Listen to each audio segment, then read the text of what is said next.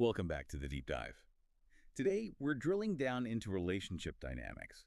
We're looking at a really structured way to improve connection and basically eliminate that feeling of distance. Our main source is a guide called Closing the Exits, a guide to relational presence. And that title really says it all, doesn't it? The whole mission is right there. We're going to be analyzing the core of this guide, which is a 5-stage exercise.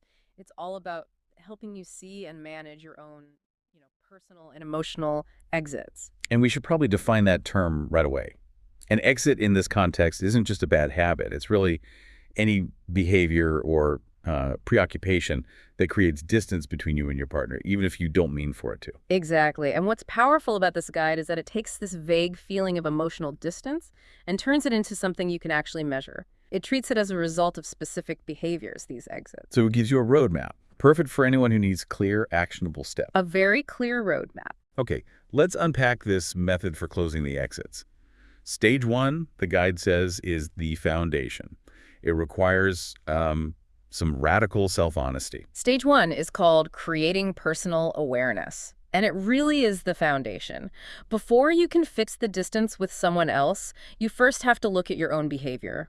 And critically, without trying to justify it. So the guide actually tells you to sit down and make a list, to take a hard look at your life and write down your personal exits. Yes, you have to define what's pulling your energy out of the relationship. And we should ground this with some examples because an exit could easily just be, your job or something you do to relax. It absolutely can be. Think about the common ones. The urge to scroll through your phone the second you sit down. Or a hobby that just takes up every single weekend. Exactly. Or, and this is a big one, being so committed to work that even when you're home, you're not really home.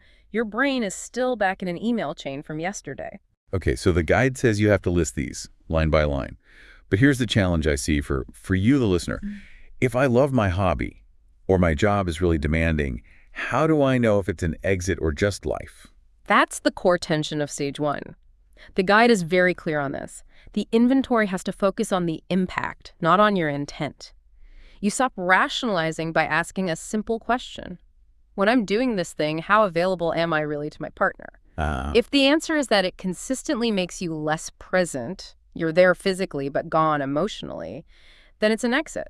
So even something positive like, say, training for a marathon or volunteering could be an exit.